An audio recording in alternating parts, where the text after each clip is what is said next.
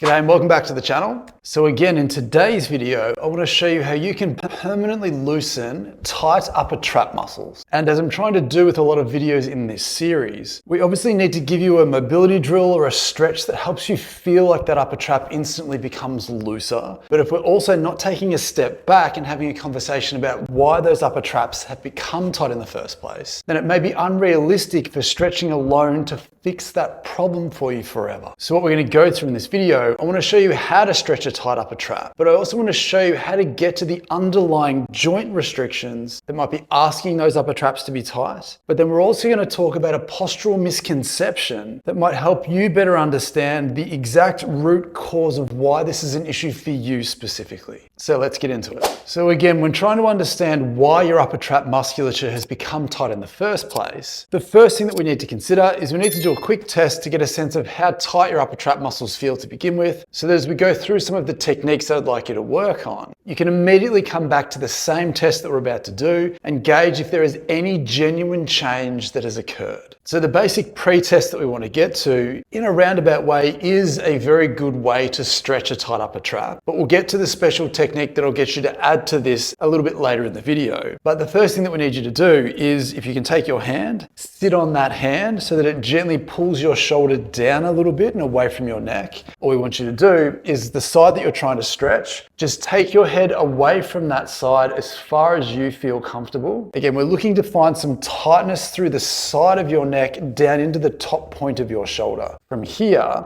you can gently look down or look up to some degree just to get a general sense of which position your head needs to be in to target that tightness the best for you. And once you've found that position, and for me, if I look down a tiny bit, I can feel it a bit more. And if I turn my head a fraction as well, I capture a lot more of the lateral part of my neck, as well as the musculature as it runs down into the tip of my shoulder. Take note of obviously how far you feel you can go, and I feel a little bit tight today, but also how tight and where that tightness is. But as I mentioned before, the first thing that we need to get to is we need to go hunting for some of that underlying neck joint, upper back joint, and potential rib joint dysfunction underneath those upper traps that could be asking those muscles to be tight to help out. So once you've taken your baseline measurement and you've got a good sense of how tight your upper traps may or may not be, right versus left, then what you can do is, if you can grab a tennis ball, or in this case a lacrosse ball, we can take an object like this and go hunting through the joints of the neck and the upper back to go looking for anything that feels stiff, tight, and restricted. Try and improve that mobility and feed some slack into that upper trap from underneath, and then recheck our movements to see if anything's changed. So how this looks is,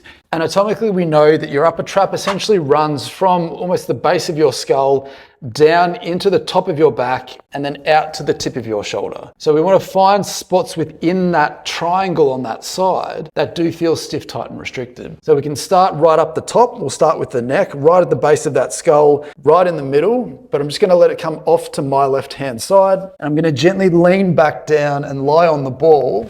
And because it's in my neck, I need to turn my head and my body to the side that I'm on just to find that bony shelf that I'm looking for. And then all I'm looking for again is that sense of hardness, thickness, tightness, restriction. None of this may be tender and sore for you. That's a different conversation entirely. We're just looking for tissue, right versus left, specifically more so the joint tissue that feels harder and restricted. And for me, there's a really nice restricted spot here. The side closest to the wall doesn't feel anywhere near as tight. It feels a lot softer. So it tells me that I need to spend more time on my left-hand side, just allowing the ball the time and the space to just gently push into the soft tissue, but also get at the joints underneath that soft tissue. And then if I can stay here for 30 seconds or a minute, once I've had enough of this, then I can move the ball down a fraction to the joint below. That also feels a little bit stiff today. And again, keep repeating that process and systematically work my way down, work my way down, work my way down until I get to the base of my neck. And then from here, as we then graduate down to the top of my upper back, it might be easier to show you this while I'm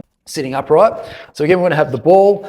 We're going to place that ball just underneath the big bump at the base of your neck. Then again, just off to the side. So I'm still on the spinal joints. We can come across to the rib joints as well. Same deal as I was lying down. Compare the left-hand side, roll over the bump, compare the right-hand side. My right-hand side feels substantially softer than it does for me on this side. And what I want to do here is, because my shoulder is more involved in my upper back and the rib cage, I can then get my arm up and over as high as I feel comfortable, just oscillate in and out through my end range, trying to shear free some of that tissue and joint restriction. Then once I've done that, I can move the ball down a little bit, again, right next to the spine, bring my arm up as high as I feel comfortable, keep working through that restriction until I feel like my arm creates more mobility and I can touch the surface that I'm on. And then as you're working your way down through that shoulder blade level, we can then come back up and move a little bit closer towards that shoulder blade on the rib tissue more specifically, and then repeat that same process. So for me,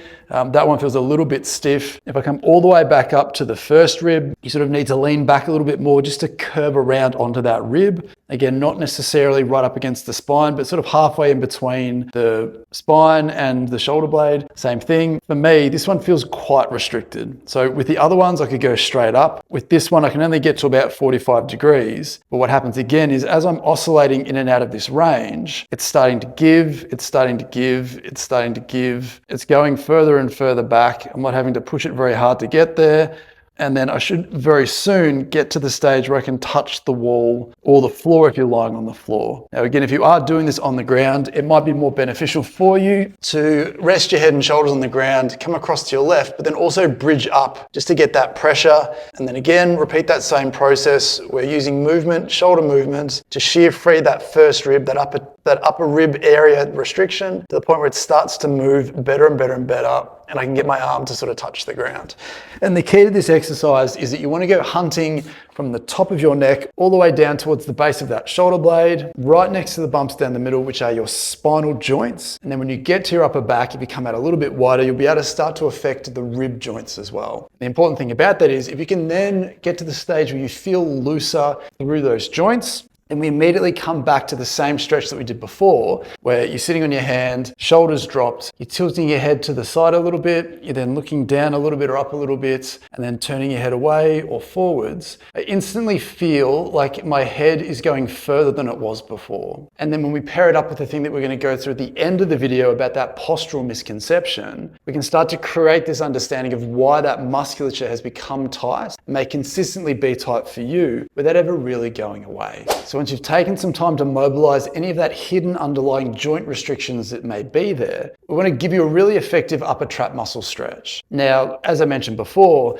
just getting into this position alone can be a great way to expose some of that tightness. But the issue that we tend to have with medicine and healthcare is that when we talk about stretching, we talk about just passively holding a position for 30 seconds to a minute, giving that tissue time to accommodate, and then hoping that it makes a difference. But clinically, we know that we have much more effective and fast-acting techniques that we can leverage to instantly make a difference. So the way to do this for you is, again, to sit back on that hand, drop that shoulder down, so we're lengthening that upper trap to begin with. And as we said before, take your head away as far as you feel comfortable, looking for that line of tightness. You can gently bend your head forward a little bit or look up a little bit. Traditionally, you should notice it more if you bend forward a fraction, and then if you turn away or turn towards it, again, you may notice it a little bit more if you just slightly turn your head to the side as well. Now, what we want to do from here is, because we're trying to physically stretch it, you can then reach over, grab your head, it's pretty basic, and then just gently pull yourself further into that position, looking for the best stretch down the side of your neck and into your shoulder. But the technique that we want to get you to focus on is, instead of holding this for 30 seconds and hoping that it does something, I want you to keep your hand where it is and then gently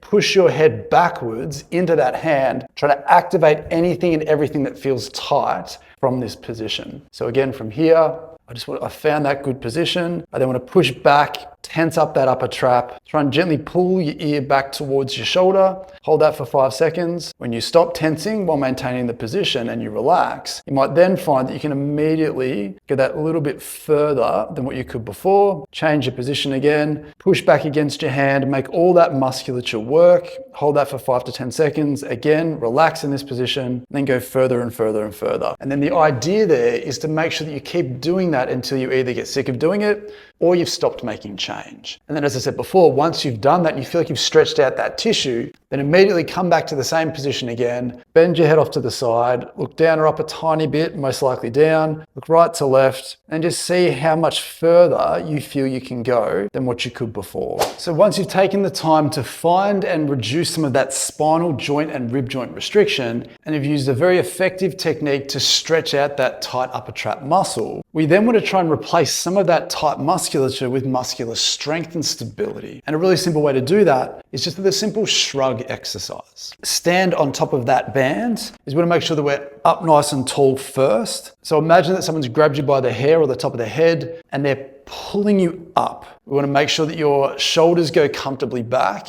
but not in a way that you feel you break that spinal shape. We just want to be up nice and tall, shoulders comfortably back. Now, the other thing that's important to do with shrugs is it's easy to have your arms by your side. In this instance, we're going to try and have your hands just off from your side to increase the tension that goes through those upper traps. So again, up nice and tall, shoulders back, hands just off the side a little bit. And from here, we want to keep your arms and elbows straight. We just want to make sure that you lift your shoulders up essentially behind the line of your ears. We don't want you to feel like your shoulders are coming forwards. The other thing that people try and do is that if you're judging how high you go, some people judge it by how high your hands go. So it's easy to end up bending your elbows without your shoulders even really doing anything extra in the process. We want to come up as high as you can, but again, we don't want you to feel that as you come up, you start to poke your chin out to give you the sense that your shoulders are coming up higher than they should be. Again, cement that good posture. Arms just straight up and down behind that area. And what you'll hopefully find very, very quickly, you'll start to feel a whole bunch of fatigue through the side of your neck, through your upper trap as it goes into your shoulder. And like any strength program, we want a resistance or a weight that genuinely fatigues you at about that sort of 8 to 12 rep range. You can do 2 or 3 sets of that if you want to. So you've got to generate that fatigue as long as the joint stiffnesses and the next topic of conversation that we're going to go through improves as well. Potentially the most important piece of information to pass on to you from this video, we need to understand why we're actually having this conversation in the first place. If you found a bunch of joints in your neck and upper back have become stiff, tight, and restricted, and you find that maybe one of your upper trap muscles is tighter than the other, there has to be a very specific set of circumstances and an exact reason why that is the case for you. And as it turns out for most people, the answer often relates back to the shapes and the postures that you get into the most throughout the day. Now, the really interesting misconception about upper trap tightness is that a lot of people in medicine and healthcare at the moment explain that upper trap tightness occurs because we're often up in this position, where we lift our shoulders, it becomes overactive, it gets tight, and the way to combat that is to pull those shoulders back down again. And hopefully, as you're about to appreciate, that might be the opposite of what's actually going on. And if you're consistently trying to pull your shoulders down, not only may that not be enough to cure this, but it might actually be feeding into the cause of that dysfunction. And what I mean by that is that it's not very often that you'll see someone either sitting or standing in this position, despite the fact that it makes sense that this maybe is the thing that creates that overactivity or that tightness. It's not a consistent shape that we tend to default into as modern humans. What we do see a lot, and you may even be doing this right now as we're talking, is that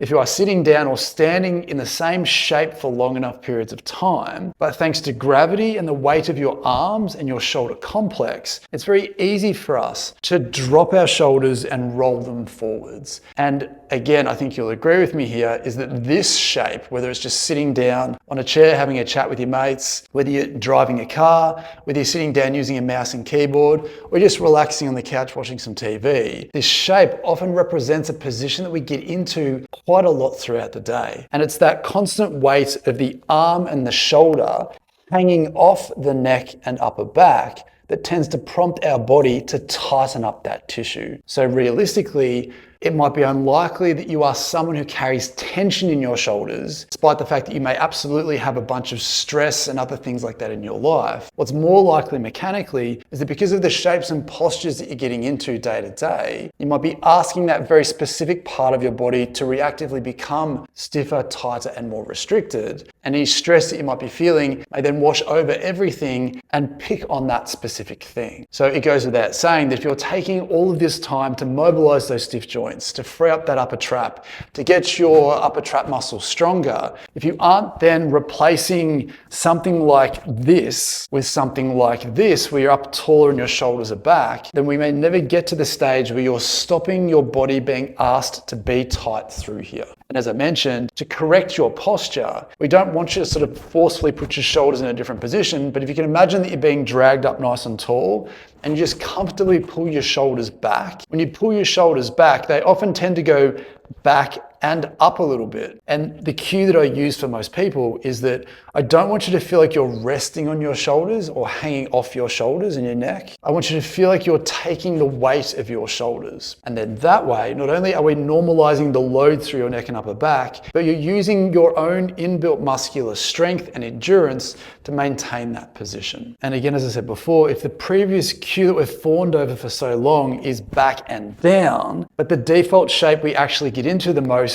is forward and down, then if you're up nice and tall and you pull your shoulders back and then try and go down again, then conceptually it may make sense that you're trying to lengthen that tissue, but you're also putting that tissue under more constant tension, which can be the driving force for it to be tight in the first place. So as always, I genuinely hope that that was helpful and potentially insightful in some way. If it was, please leave a like rating on the video, subscribe to the channel if you want more of this type of content, consider maybe leaving a super thanks if you want to help support the channel. But as always, thanks again for watching, and I'll see you next time.